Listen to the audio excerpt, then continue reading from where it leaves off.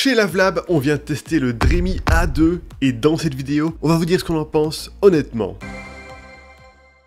Et si ce produit vous intéresse, sachez qu'on a mis un lien avec son meilleur prix juste en dessous de la vidéo. Ce robot tondeuse est particulièrement long et lourd avec ses dimensions de 67 par 44 par 27 cm et son poids de 16 kg. Il est certifié IPX6, ce qui signifie qu'il résiste à la pluie et au jet d'un tuyau d'arrosage. Sous sa structure, il y a deux grandes roues motrices à l'arrière, deux petites roues omnidirectionnelles à l'avant et le disque de coupe avec ses trois lames. Le compartiment de la batterie est aussi accessible en le dévissant et il y a une poignée permettant de porter le robot, mais vu son poids élevé, ce n'est vraiment pas facile. Sur le dessus, il y a le bouton Stop qui permet d'arrêter le robot en urgence, le panneau de commande et le capteur LiDAR. Le bouton Stop sert aussi à ouvrir le capot du panneau de commande. Enfin, à l'avant, on retrouve une caméra IA et les contacts de recharge. Pour sécuriser l'appareil, il y a un code PIN à entrer sur le panneau de commande dès la première mise en route. Ce code empêche l'accès aux réglages et bloque le système en cas de déplacement ou de redémarrage du robot. Comme le A2 est un robot tondeuse haut de gamme, il bénéficie d'un écran d'affichage et d'une molette permettant de l'utiliser presque sans smartphone. Directement sur l'écran, on peut lancer une tonte, changer le code PIN ou effectuer de nombreux réglages. Ce modèle est livré avec une station de charge et son câble d'alimentation d'une bonne longueur de 10 mètres. Pour fixer au sol la station de charge, 8 piquets et une clé hexagonale sont inclus. Un kit de 81 lames de rechange est aussi fourni. Un guide de démarrage rapide explique les étapes à suivre pour mettre en place le robot. Comme le A2 fonctionne exclusivement grâce à son lidar et sa caméra, il n'y a pas de balise RTK à installer en plus de sa station. Ceci rend la mise en place extrêmement rapide. Il suffit d'installer la station, de la brancher à une prise et de placer le robot dessus. La station a une certification IPX4 qui lui permet de résister à la pluie légère, à l'humidité et aux projections d'eau. En termes d'entretien, il suffit de frotter de temps en temps les capteurs du robot afin de les garder propres. En plus de ça, il est recommandé de changer les lames tous les 2 mois. Lorsque vous êtes à court de lames, vous pouvez racheter un kit de 12 pièces pour une vingtaine d'euros. Enfin, sachez qu'il y a 3 ans de garantie sur ce modèle, ce qui rassure quant à sa durabilité. Voilà pour le design, l'installation et l'entretien. Passons maintenant aux fonctionnalités. Lors du premier allumage du robot, il faut l'appairer à l'application Dreamy Home. Le Dreamy A2 est un peu particulier car en plus du Wi-Fi et du Bluetooth, il dispose également d'un module 4G et GPS. Le Bluetooth est utilisé pour les interactions à courte distance, comme le contrôle manuel. Le Wi-Fi permet quant à lui une gestion complète du robot via l'appli, mais il faut que le Wi-Fi soit capté au moins jusqu'à la station. La connectivité 4G, de son côté, permet un contrôle total à distance, même sans Wi-Fi, ainsi que des fonctionnalités comme le suivi GPS en temps réel et la protection anti-vol. Une période d'essai gratuite est incluse pendant 3 ans à l'achat du robot, puis le service devient payant. Notez qu'il n'est pas possible de voir à travers la caméra du robot via le module 4G, ce n'est possible que via Wi-Fi. Le module 4G est principalement utilisé pour la sécurité. Par exemple, si quelqu'un essaye de vous voler votre Dreamy A2, vous pourrez suivre sa position GPS sur Google Maps. Pour réaliser une première cartographie, il faut piloter manuellement le robot le long de votre pelouse. Durant ce processus, l'appareil est connecté à votre smartphone par Bluetooth et il enregistre sa position en mémoire grâce à ses capteurs.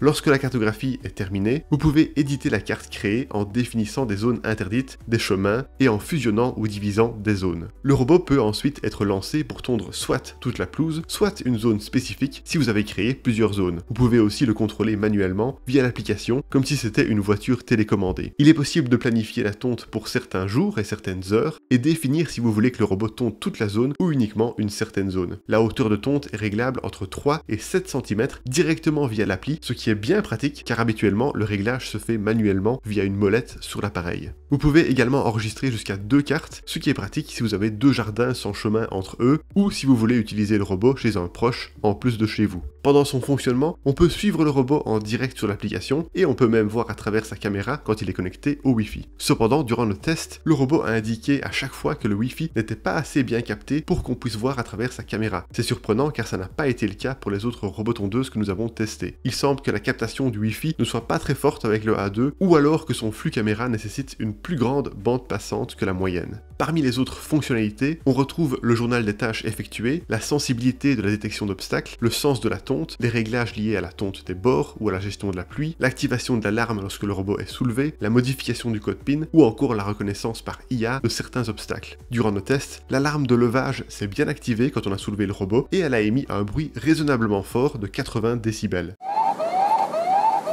Nous avons également reçu une notification sur notre smartphone et nous avons pu suivre la position du robot via Google Maps. Enfin, la détection de la pluie a effectivement bien fonctionné lorsqu'on a versé de l'eau sur le Dreamy A2. Il est automatiquement rentré à sa station et une notification a été envoyée à notre smartphone indiquant que la protection contre la pluie avait été activée. Bon, assez parlé de théorie, passons maintenant à du concret avec nos tests de performance.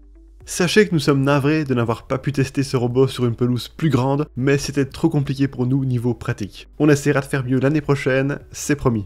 Lorsque nous avons commencé nos essais, la cartographie de notre petite zone de 17 mètres carrés s'est faite rapidement et facilement. Pour évaluer les performances de coupe de l'appareil, nous avons réalisé 2 tests. Une première coupe jusqu'à 7 cm, soit la hauteur maximale du robot, puis une seconde jusqu'à 5 cm. Dans les 2 cas, le résultat a été correct, mais pas parfait. Le robot a commencé par tondre le centre de la pelouse, puis il a terminé par les bords. Au centre, la coupe a globalement été uniforme, mais il est resté quelques touffes à certains endroits. Concernant les bords, avec les réglages par défaut, le robot les longe 2 fois et il décale même son disque de coupe sur le côté afin de couper au plus près des limites. Cependant, il y a quand même des parties qu'il n'a pas voulu tondre, notamment des grandes touffes d'herbe. Nous avons ensuite fait une tonte spécifique des bords en désactivant la détection d'obstacles pour les bords. Le robot a un peu mieux coupé, mais il est encore resté des touffes à certains endroits. Pour obtenir une coupe optimale de toute la zone, bordure comprise, il faut donc préparer la pelouse en coupant manuellement les touffes d'herbe les plus hautes, en particulier sur les bords. Vous pouvez le faire soit avec une autre tondeuse, soit avec le robot en mode manuel. Concernant sa vitesse, lors de nos 2 tests sur une surface de 17 mètres carrés, chaque coupe a duré 16 minutes. Le robot a donc une vitesse de 1 mètre carré par minute, ce qui est dans la moyenne des autres modèles que nous avons testés. Nous avons aussi testé l'évitement d'obstacles en plaçant des objets de différentes tailles sur notre pelouse. Le robot a été réglé sur le niveau de sensibilité par défaut, soit 20 cm de hauteur. Le Dreamy A2 a détecté et évité presque tous les obstacles que nous avons mis sur son chemin. Barbecue, pieds humains, seaux, balles et pelles ont été évités, mais la baleine en peluche a malheureusement été écrasée.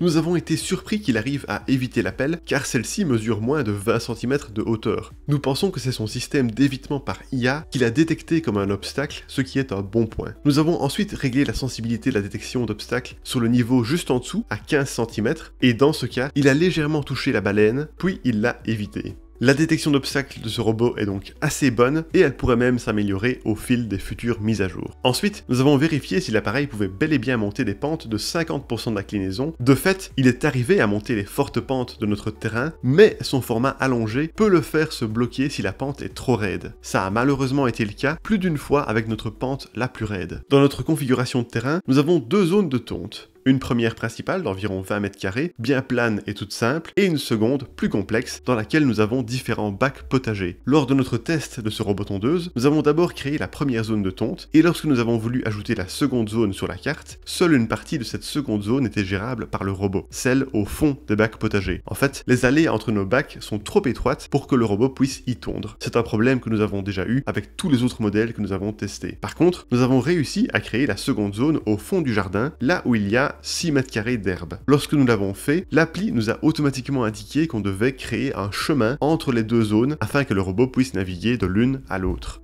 Nous avons rencontré un problème avec la petite zone du fond de notre jardin. Lorsque le robot y est arrivé, il s'est lancé quelques secondes, puis il s'est arrêté sur place comme s'il buguait, et après quelques dizaines de secondes, il a indiqué avoir terminé la zone et il s'est dirigé vers sa station. Nous ne savons pas si c'est dû à la petite taille de la zone ou à son environnement particulier, mais nous avons été déçus sachant que d'autres robots tondeuses que nous avons testés y sont arrivés. Quant à l'herbe présente entre nos bacs potagers, nous avons pu la tondre en activant le mode manuel du robot. Ce n'est pas aussi pratique que s'il pouvait y aller automatiquement, mais c'est mieux que rien. En parlant du mode manuel, celui-ci est malheureusement peu réactif. La grande longueur du robot, combinée à son poids élevé, font qu'il met beaucoup de temps à tourner sur place. Pour en finir avec les performances, notez que l'appareil est très discret quand il se déplace. Notre sonomètre n'a détecté que 50 à 60 décibels à 1 mètre de distance, ce qui est presque imperceptible en extérieur.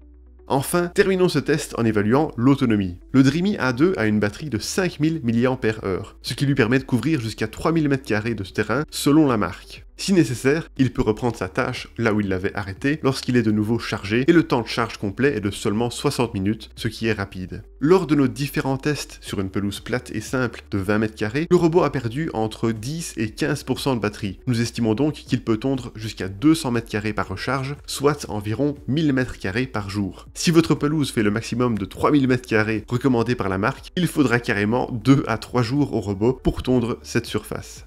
Et voilà nos résultats de test. Alors pour résumer le tout, les points positifs du Dreamy A2 sont son installation rapide, sans balise RTK, son contrôle à distance complet via Wi-Fi, Bluetooth et 4G avec géolocalisation GPS, le fait qu'on peut régler la hauteur de tonte via l'application et non manuellement via une molette, sa bonne détection et son évitement de presque tous les obstacles, et le fait qu'il soit capable de gérer de grands terrains jusqu'à 3000 m². Quant au point négatif, son format très encombrant qui rend sa manipulation difficile, ses performances de coupe imparfaites, surtout sur les bords, sa faible captation du Wi-Fi limitant l'usage de la caméra à distance, son mode manuel peu réactif et difficile à manœuvrer, le fait qu'il puisse se bloquer dans les zones étroites ou avec des pentes raides, et que son autonomie ne permet de tondre que 1000 m² par jour. Et voilà qui termine notre test, merci beaucoup de l'avoir regardé. Pour rappel, vous trouverez le lien de ce produit avec son meilleur prix juste en dessous de la vidéo, ainsi que notre comparatif des meilleures robotondeuses du moment. Et si vous aimez les tests honnêtes comme celui-ci, n'hésitez pas à vous abonner à notre chaîne.